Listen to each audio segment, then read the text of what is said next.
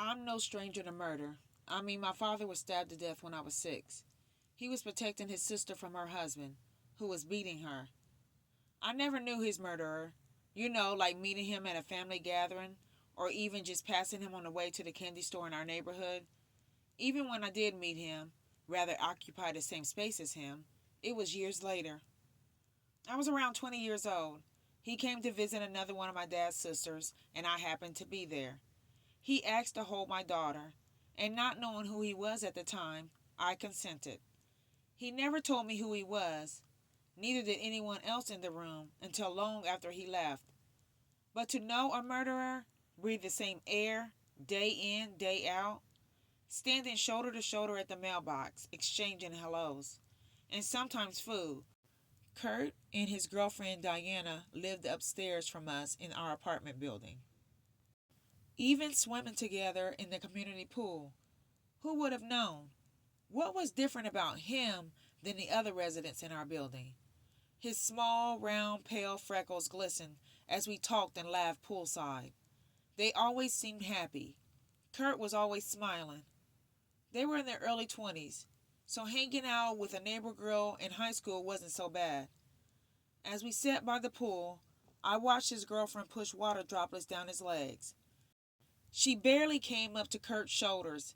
She was only a little taller than me. Her naturally curly hair hung past her shoulders. My mom would never let me wear a two-piece swimsuit, I thought.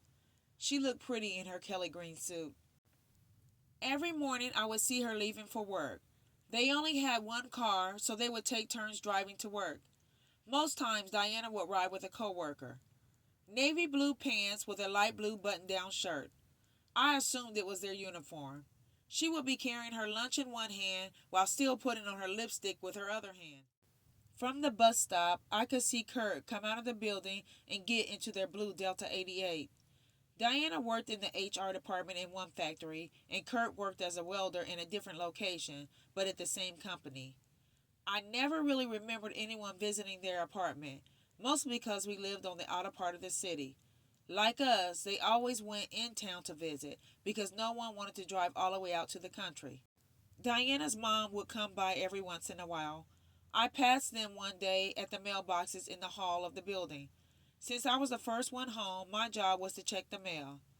She wasn't overly friendly, but polite. I see you're checking the mail. Yeah, it's kind of my job, as I smiled, looking at their facial features. This is my mom, as she nudged her. Hello, nice to meet you. Same. Well, we better get going, Diana, or we'll be late. Bye, baby girl. I didn't mind her calling me that, but it's still funny because she was only 23. School was getting ready to be out for the year, and I couldn't wait to start high school next year.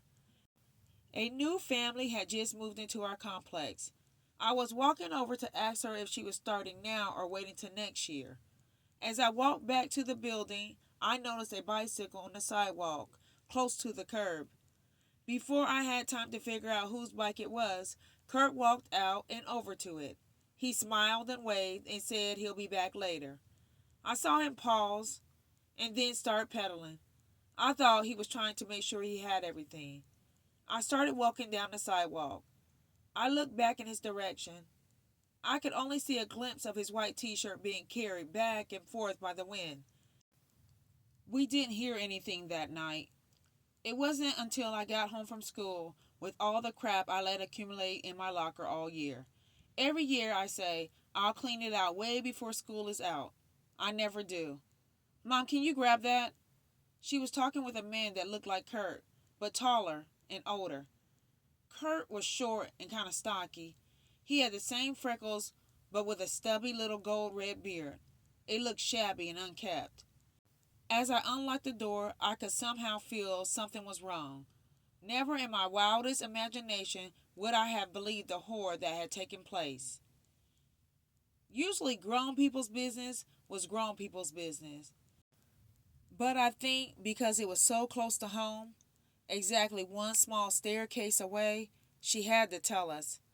She sat us 3 kids down and told us what happened. Children, yesterday our upstairs neighbor Kurt rode his bicycle to Diana's job and shot her in the chest. She died before she made it to the hospital. Kurt has been arrested and charged with her murder. He won't be returning to the apartment. His brother drove here from Indiana to get their dog. As I laid in bed that night, I replayed Friday over and over, this time in slow motion. The door opening and hearing a slight whistle when it shut. Kurt's gym shoes scratching on the sidewalk, and then silent as he walked on the grass, then scratching again on the pavement. His smile. It was normal, wasn't it? Nothing sinister about it. That's what a murderer looks like. All the ones I saw on television looked scary. He wasn't hunched over and sweating. His veins wasn't popping out the side of his head.